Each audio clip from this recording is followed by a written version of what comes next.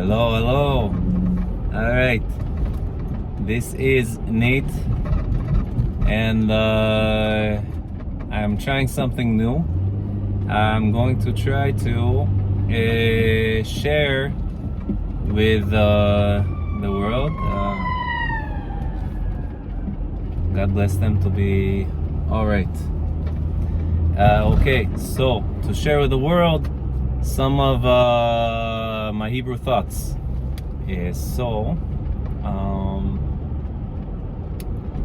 How can we start with this? And I'll do it while I'm at work, because usually by the time I'm done with work, there's literally a few things that matter to me in life: reading the Bible, spending time with family, eating, and working.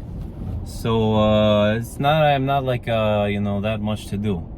So what I wanted to say to everybody is a good place to start with Hebrew is with the Alef Bet, we call it. The Alef Bet is the equivalent of the alphabet. The Alef Bet comes from the Proto-Sinaitic alphabet. So Canaanites, we believe. A lot of people will say the Phoenicians gave it to us. It's where we get the word phonetics. But the Phoenicians are more the people who spread the alphabet to the rest of the world at the time. They used it mostly back then for receipts. Essentially, you gave me so many sheep, I gave you so many donkeys, and whatever. But before the Phoenicians started using it for trading, one scholarly suggestion that I really value, I learned it from a professor while I was in Israel named Oli Goldwasser. She suggested that actually, and I think there's a number of scholars in this camp, that some Canaanite miners essentially were working, and very possibly even the ancestors, even though we don't read this in the Bible doesn't give us the whole picture, it just gives us the picture that's essential for our faith. But very likely the Canaanite miners,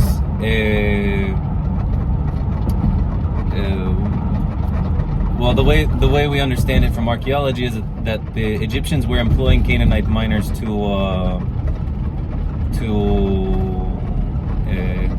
basically dig for minerals and stuff for them, for their jewels and whatever, in the mountains of the Sinai Peninsula. And one of these places, and I can't remember right now, maybe in a future video, if I actually publish this video, I don't even know if I will. One of the locations that we have, that for sure there was Egyptians having Canaanite miners mining there for them, was essentially they were mining for turquoise. And what seems to have happened was these Canaanite miners saw the Egyptian hieroglyphs, and some genius came up with the idea of interpreting these symbols for their own use. And what they ended up doing is, as an example, the popular example that Oli Goldwasser gave us when I was in Israel was they took they took the symbol for a head of cow, which literally means like how many, when they were counting, the Egyptians had hieroglyphs, like how many cows do we have, whatever anyway. Well, they took this symbol for a head of a cow or an ox, and the Canaanite miner said, well, hey, this is the rosh of the Alef, the cow. So Alef in the Canaanite language meant cow or ox, and so that's what they did anyway. All that to say, you wonder where the name alphabet came from. Alpha comes from Greek, but ultimately the name of the letter alpha in Greek came from the Canaanite Alef.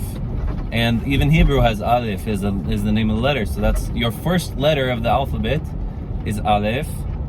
And it's a wonderful letter to learn. It's very versatile in Hebrew. yeah, what else can I say about this? So anyway, he sees, this is the genius of it. The guy sees the symbol for the head of a cow, and he goes, you know what? That's gonna represent the sound. Now it's not it's not a, but it's like any, basically if you, in English, the best way to understand this, and in English linguistics we call it a guttural stop. So there's a flap in the throat that prevents air from coming out of your lungs. And if you close that off, it's called a guttural stop. Now we don't have a letter to represent this in English, but the Canaanites did end up creating a letter to represent this. This was the letter Alef, which eventually came to represent the letter A. So yeah, all that to say, my turn is coming up soon here. All that to say that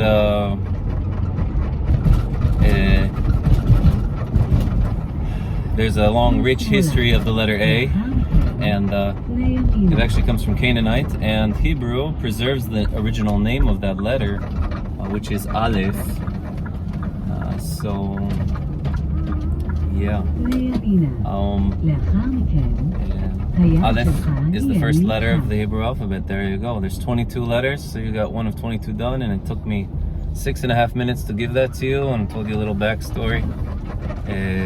I suppose it could be a little more concise in the future, but I might keep doing this way, and then potentially create some kind of